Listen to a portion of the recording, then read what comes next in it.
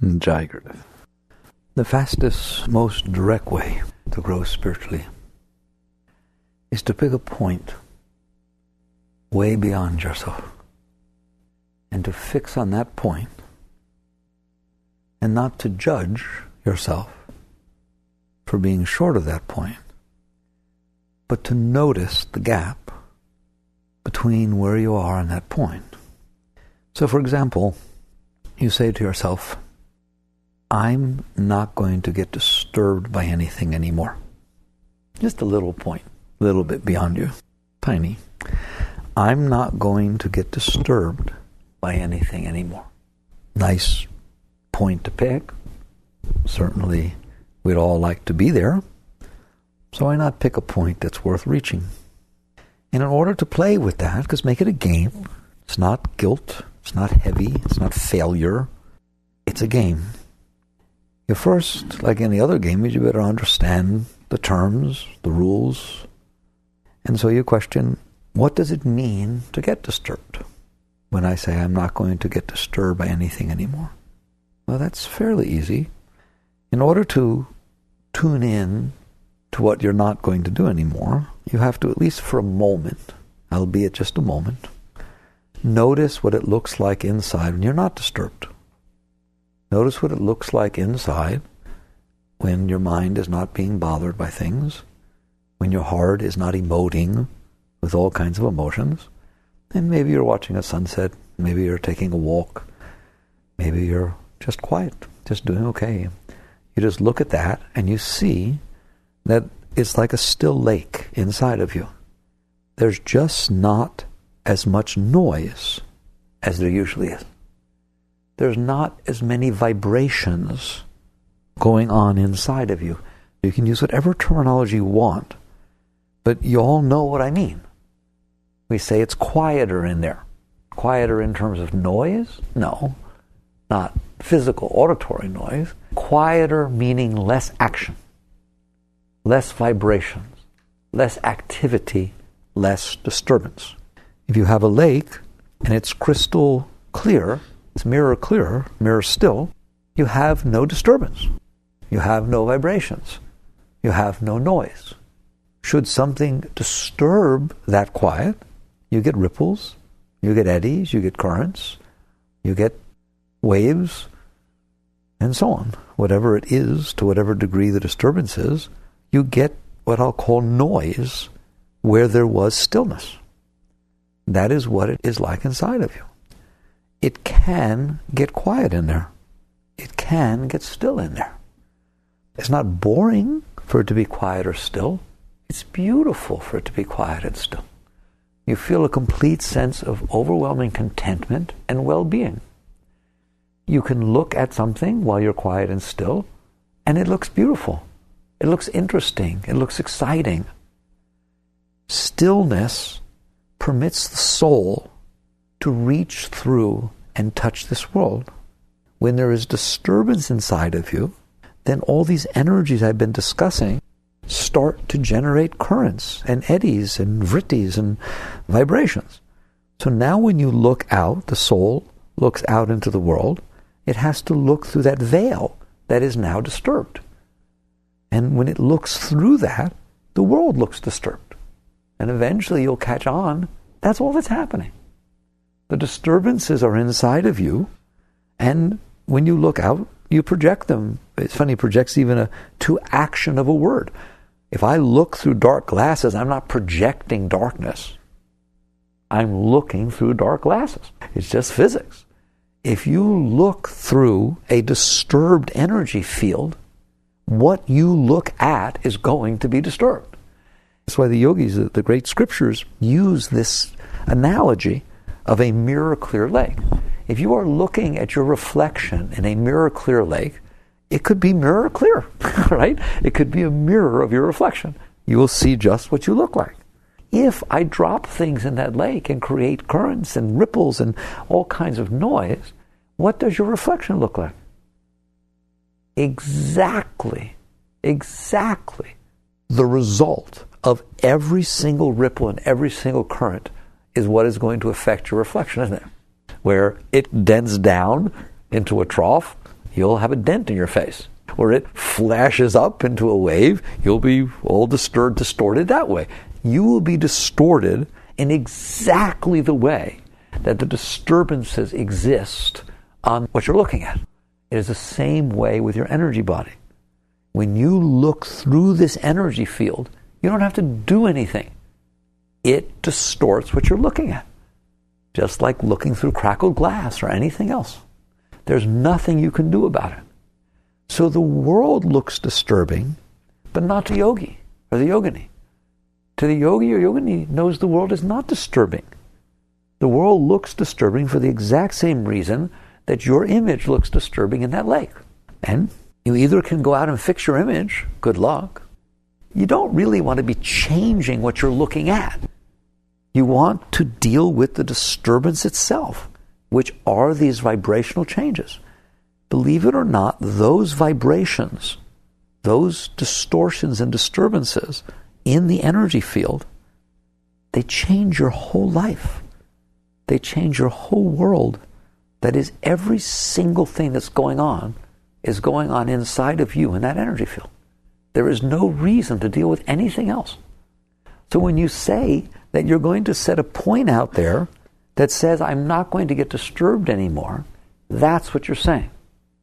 You're saying that my energy field inside is not going to get distorted and messed up anymore. And if it does not get distorted and messed up, I don't have to worry about the world, because it is the cause of all disturbances in this world. It is what makes everything look disturbing and distorted and scary and everything.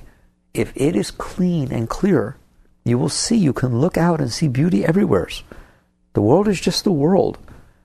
Don't know how many can reach that state, but you just get to a state where there'll never be another time, ever, where when you look in this world and you don't see the world. You just see the world. You don't see good and bad and right and wrong and better and worse and, wish it was and wish it wasn't. You see the world. When you look at a dog, you see a dog. You look at a cat, you see a cat. You look at a snake, you see a snake. When you look at the world, you see the world. The problem is, because your energy field gets distorted, you don't see the world. You see the reflection of your energy field. And therefore the world looks distorted in exactly accordance to your vibrations. And then what you do, which is so classic, is you go out to try to change the world to make it stop being distorted. It makes me laugh to even talk about it. The world is not distorted. The world is the world. So to sit there and say, I'm not going to get disturbed anymore, you very quickly tune into what that means. That doesn't mean you're going to stop things from disturbing you. It means you're going to work with your energy field so it doesn't get distorted anymore, so it stays clear. All right?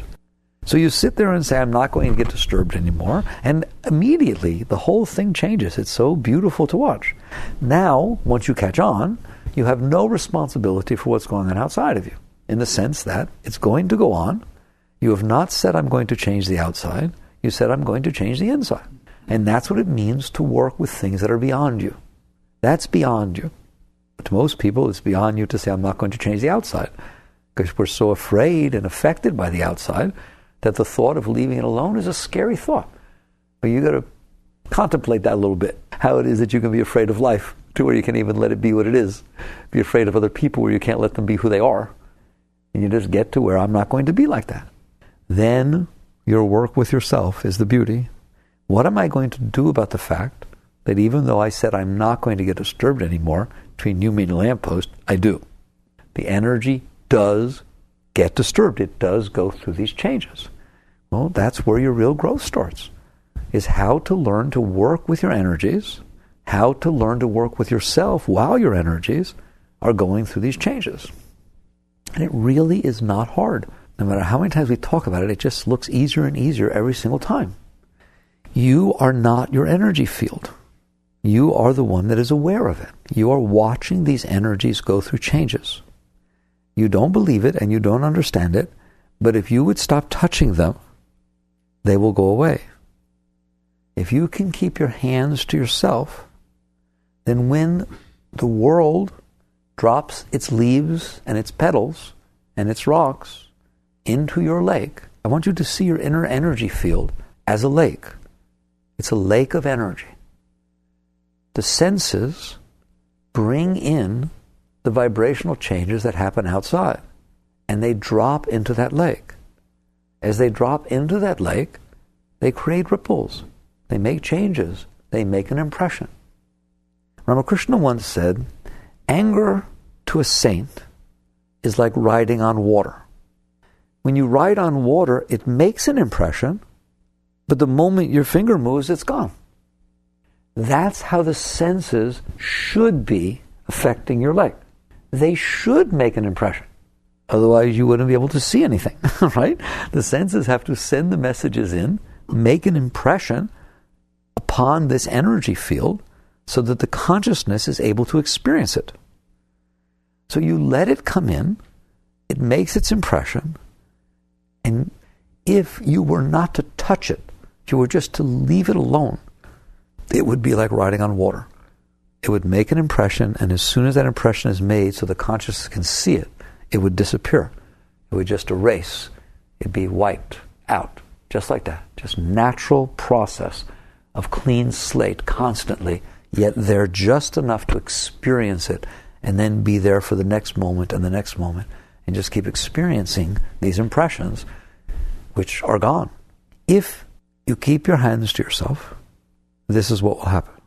I've made a statement to you. If you do not keep your hands to yourself, then when it starts to make a ripple, you either want to stop that ripple or keep that ripple. And the moment you're playing around with it, you're going to get more than you bargained for. I say, the more you teach, the more you realize why all the ancient teachers use that lake. It's such a perfect example because water and energy are very close in their behavior patterns. And so now if you're getting a ripple in that lake, that crystal mirror clear lake, and you don't want that ripple, and your tendency is to touch it to make it go away, or you like that ripple, so your tendency is to grab it in order to keep it, what's going to happen? Every single time you touch it, you'll create much more disturbance, won't you? And it won't help you keep your ripple, and it won't help you get rid of your ripple. It'll just make a mess. It's as simple as it does, all right?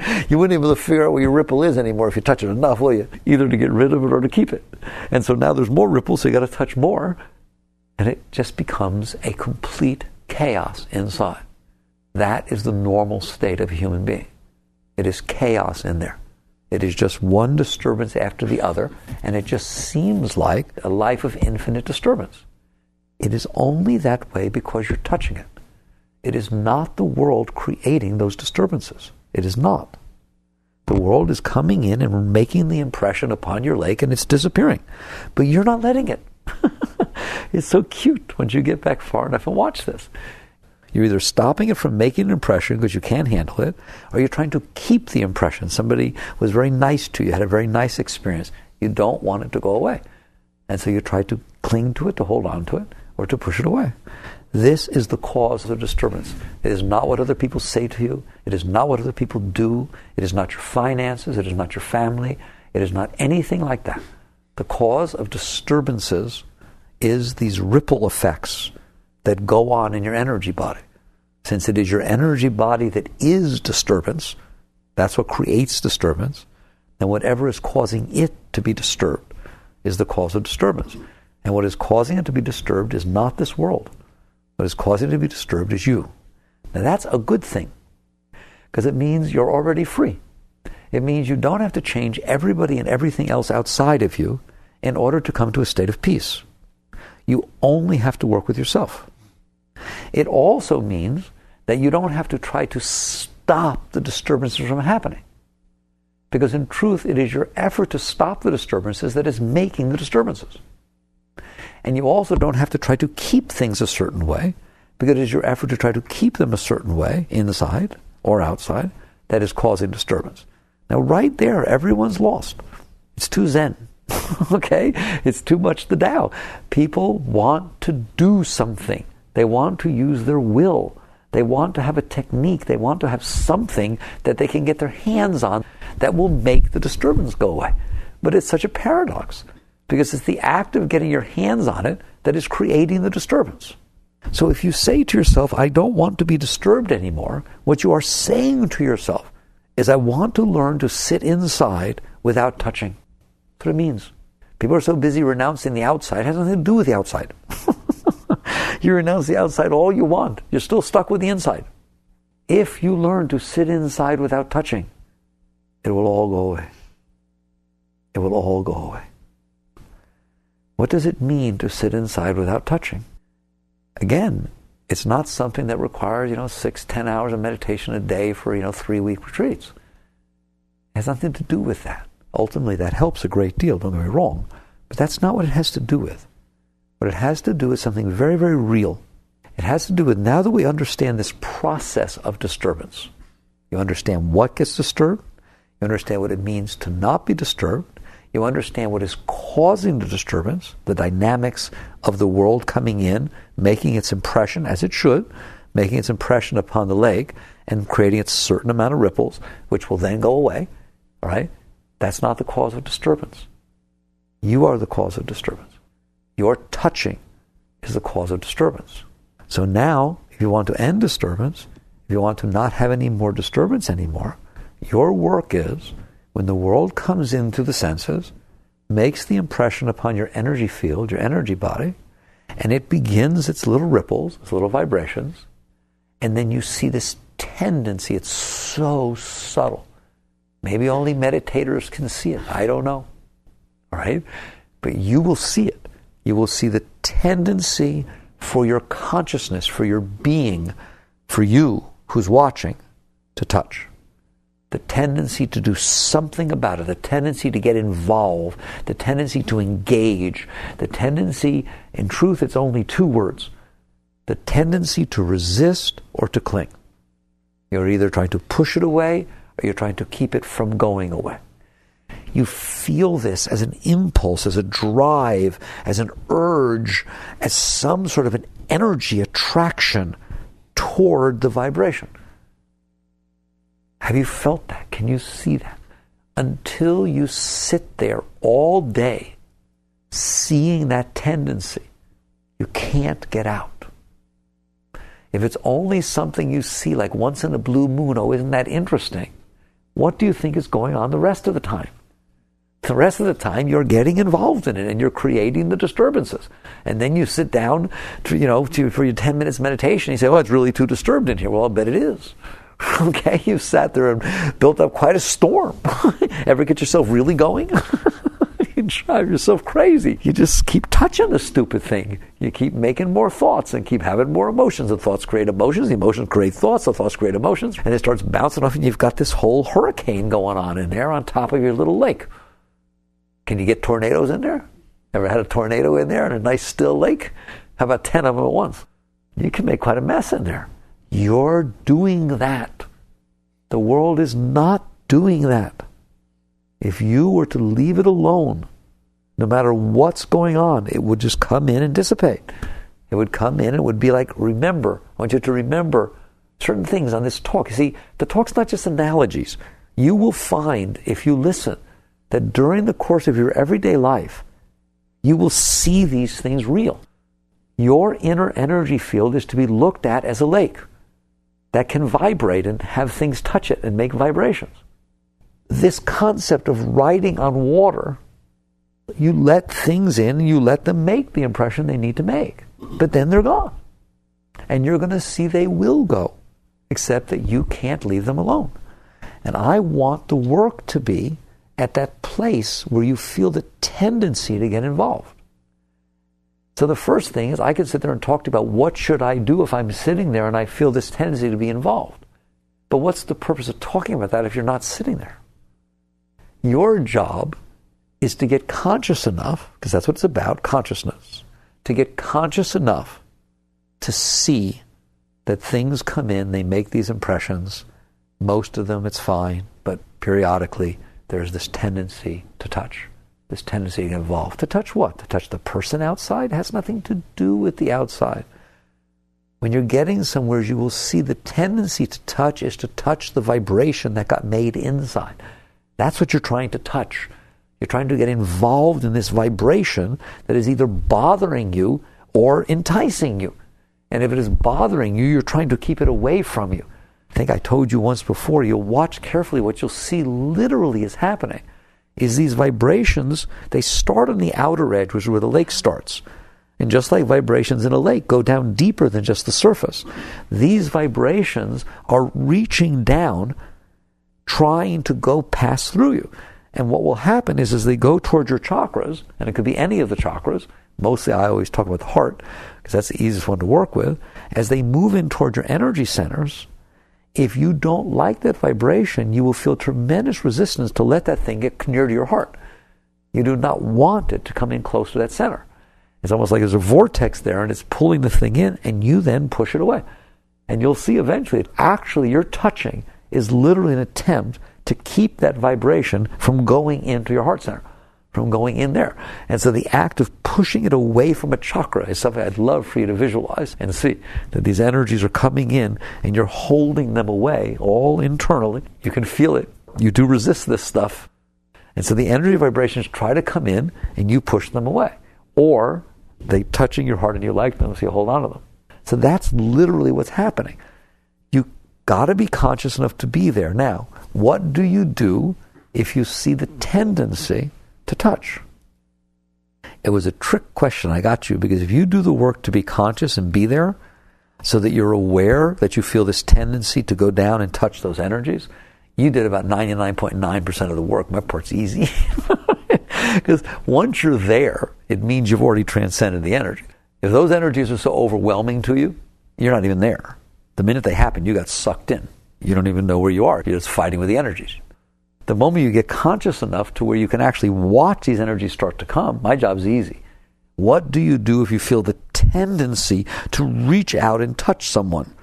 You do the exact same thing that if you're trying to stop smoking. If you're a smoker or an eater or whatever it is, you feel this tendency to pick up a cigarette. You feel this tendency to have a snack. You feel the tendency to do something, a habit you're trying to break. When you feel the tendency to pick up the cigarette, it's a drive, it's an urge, it's an energy movement that wants to do itself. You just don't do it. You just don't pick up the cigarette. If you are sitting inside and you feel this tendency to touch the energies that have come in, you simply don't do it. Just exactly the same act of will that keeps you from picking up the cigarette is the act of will that permits you to remain in yourself instead of going out to meet these energies. You do not leave the self. You do not go out to meet the energies. I'm serious. I'm talking to you very seriously. How do you not leave the self? The energies are interacting with each other almost magnetically, and it's tending to pull you into it. To do so, you must leave your seat of consciousness. You must leave the self. You must lean forward and engage is a key word. You have to engage and get involved. If the moment you feel the urge to touch and get involved with these energies that are vibrating inside of you now, you lean back inside. You can lean back outside if you want. It's okay. Helps a little bit, all right? But really, it's inside. You fall back, relax, and fall away from the energies. Now you're getting conscious. When you can feel the energies, notice yourself, and then get a concept of toward versus away. One movement will move you toward those energies. If you fall here, I'll do it this way. When you feel the tendency to go toward the energies, go in the opposite direction of which the energies are pulling you. Like maybe some people don't know what it means to go backwards or fall behind. Go in the opposite direction of what the energies are pulling you. Relax first, though. Don't tense while they're pulling you, because then you'll be pulling them with you. All right? You have to literally relax your heart, relax yourself. The very part that's trying to get pulled, you relax it. And then you lean away from the pull. There. That is your spiritual growth. If you make it to that moment where you're conscious when that's going on, then every single moment of your life you are going to God. That's how you go to God. As surely as walking upstairs takes you upstairs, if you go step by step up each stair, if every time these energies pull you toward them, either because you're trying to stop them or you're trying to cling to them. I just want that energetic tendency to get drawn toward the vritti, toward this energy movement. You just instantaneously relax your shoulders, relax your chest, relax your whole inner being, and fall backwards. That's it. If you do that, you will not touch those energies. You will not. They will stay as long as they need to stay, but you are not exacerbating them. And it doesn't seem like it, but it will quiet down. Not instantaneously. It doesn't have to be like that. Something was wrong, these energies. You didn't aggravate them. Like, let's say you had a scab, something on your arm or your finger, and you kept picking at it, and so it never healed. And somebody said to you, I know how to heal it. They said, how? It's a deep yogic technique. Be conscious first. Okay, I will. For 3 weeks. Guaranteed. Be very, very conscious, all right, of what? Of this tendency to touch it. You'll feel this tendency, this urge every once in a while to touch it and pick at it. Yes? Don't. Okay, then magic will happen. Just by don'ting? But what was I supposed to do? That was just a don't. All right? Just by don'ting. Don't do it. Don't touch it. Don't go with that tendency. I'm not even telling you don't touch it. I had nothing about touching it. Just don't go with the tendency to touch it. And what will happen? It will heal. Because you're not exacerbating it. It is the same thing with your inner state. It didn't heal today. It didn't heal in 1 hour, did it? You didn't see any difference right away. But it will heal, won't it? It is that way with your inner state. If you stop touching it, it will come to rest. It will happen gradually. If every single time you feel that draw toward those energies, you relax and release, it will happen. Now, what you've done is very great. You've permitted the world to go about its business. Therefore, it's not disturbing you. You're not disturbing it. You've permitted the world to come in through your senses and to drop its leaves and pebbles into the lake of your energy. You have no choice. The world is free to be the world. It's none of your business. I mean, how ill must you be to be born onto this planet and not being able to handle the planet the way it was when you were born on it? That the only way I'm going to be okay is if everything changes. I don't understand. Okay? Why can't you handle the planet? Right? You'll have plenty of opportunity to deal with it. It's in front of you. But you have to be able to handle it. So you leave the environment alone, basically. It is what it is. It then comes in. God forbid you should leave it alone. It's going to come in and drop its little pebbles into your lake. Because that's what it does. That's what the senses do. You didn't cut off your senses. You didn't cut off the environment. Wow, so far you're pretty free. The environment's free and you're free. Your senses are free and you're free. And the pebbles in the lake are free. Right? Everybody leaves them alone. Now the trouble starts. Because you're going to see that's where the trouble is. The soul couldn't care less about what's going on out there.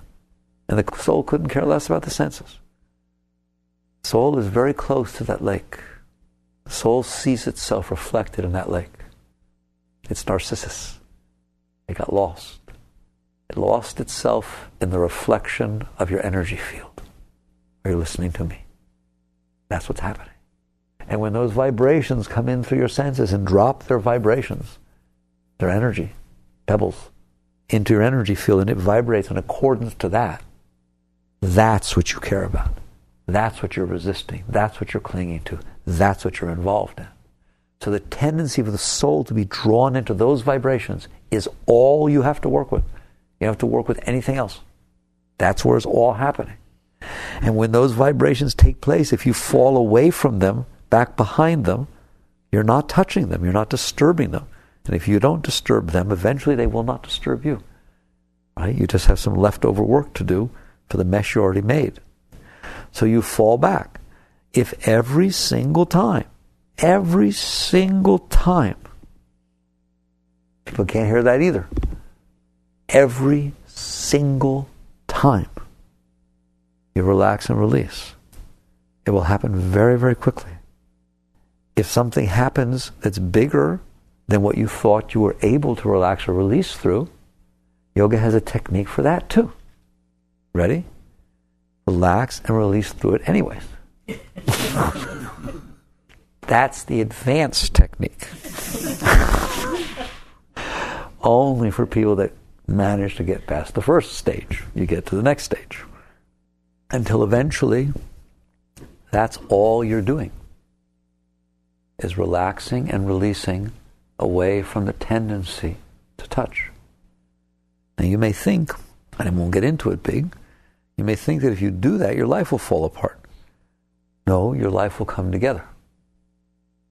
Relationships, your finances, everything will be healthier, whatever that means.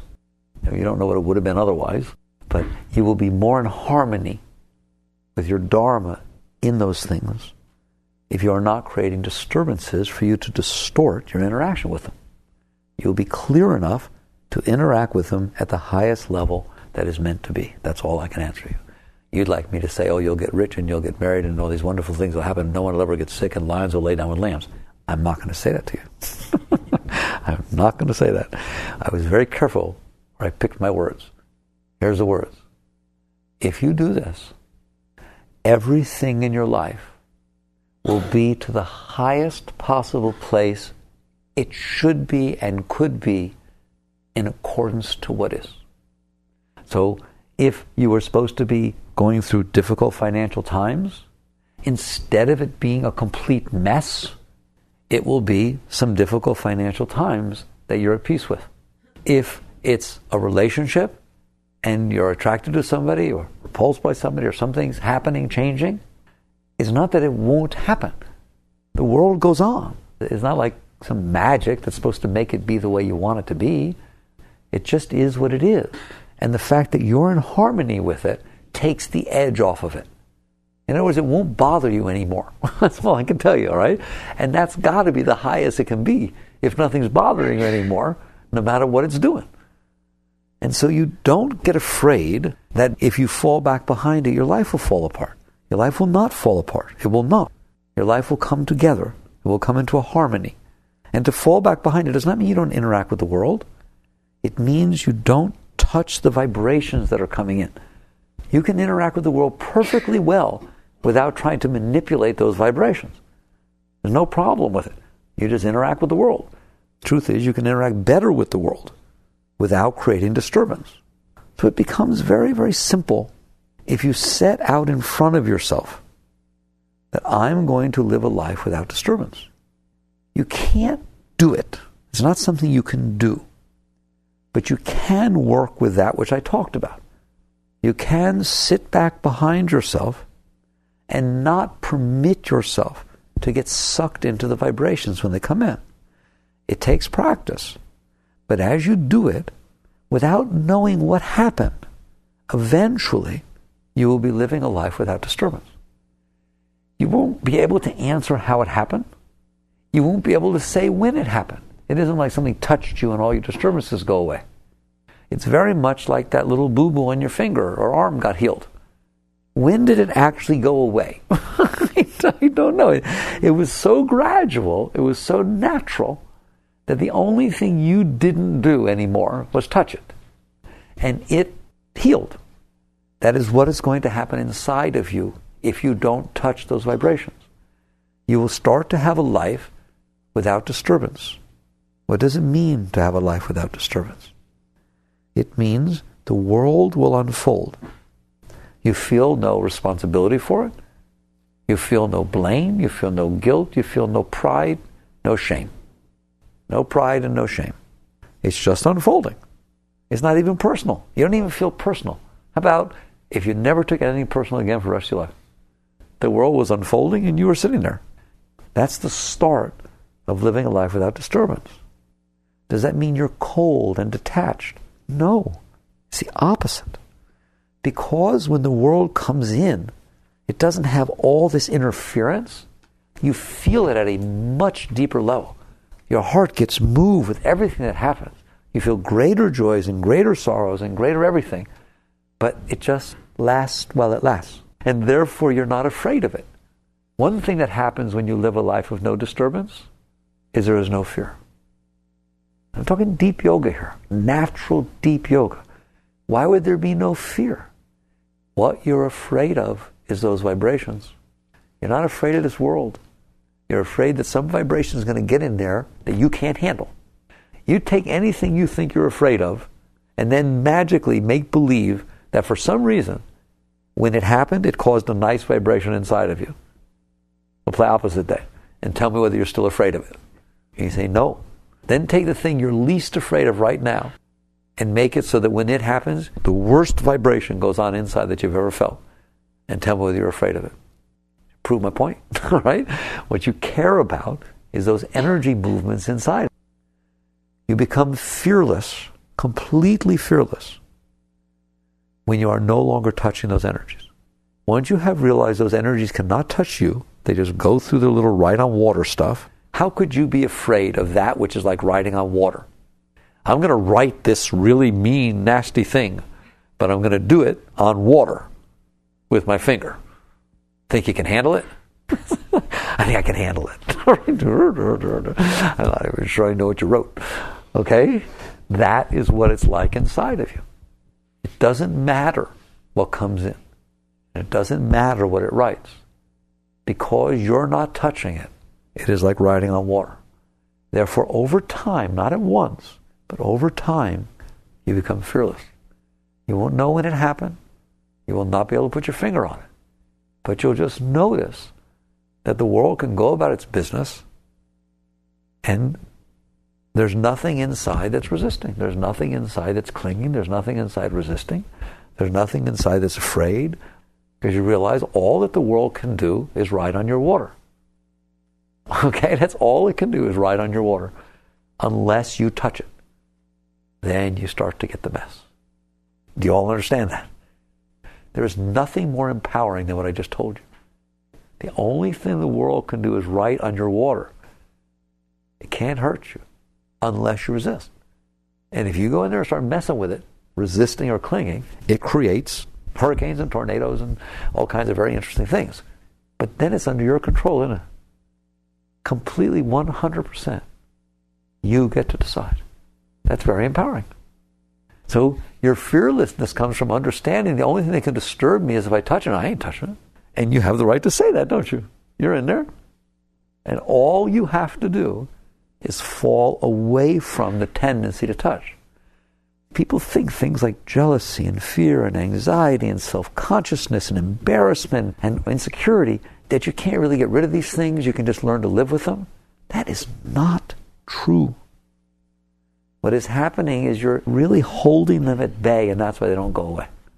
If every time they move, you relax and fall back behind them really, and don't think it's right to have them or somebody's doing something wrong, or just literally you just sit there and say, no, everything's fine to be, I'm just going to relax and fall back behind them. But you do it at the level I'm talking about.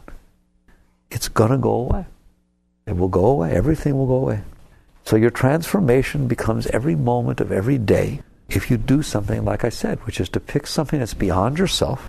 I'm not going to have any disturbances anymore. And then you do what I said. But you have to do it from a deep level. Now, you may say to me, I can't stay at that level to even make that decision. It's not quiet enough. If that's true, then that's probably why they invented meditation. Because meditation will teach you to be quiet enough during your everyday life to where you can make that decision. I always leave it up to you to decide what practices you're going to do. I ain't giving you no practices. Never have. Probably never will. All right? Why? Because I'd rather give you the understanding of why you would want to use practices. Now do you understand where you need to sit? Then go there. You're capable of sitting there. It's not like I don't have that place inside of me. Yes, you do. I can guarantee you. If you're in there, you're in there. Therefore, you have the ability to sit there without touching. If you don't have the ability, it's for two reasons. Either you don't want, you really do want to touch, and you're just coming out here because it's pretty. All right? And then you're free to do it. You're welcome to do it. Or you're not managing to stay conscious enough to make the decision. You're saying, well, I always notice afterwards that I should have not touched. Then meditate, do yoga. Because it will give you inner strength to become conscious sooner. But I don't think that's the game. I think the game is, no matter where you sit inside, the moment you see the energy move and start to pull on you, you have to let go right then, at that second. There isn't any time for procrastination. There isn't any time for I'll do it a little bit later. You have to just right then let go. And I think you can do that. I know you can do that. And if you do that, you won't say to me, well, I wasn't there till I came back. There's always a moment where you see what's going on. You just waited too long.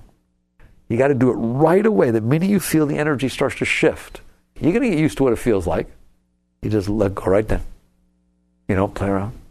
Don't push it away. Just relax and release. Let it do what it wants.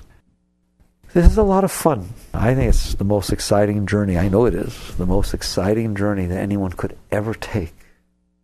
This journey beyond. To work on these things. Jagrative.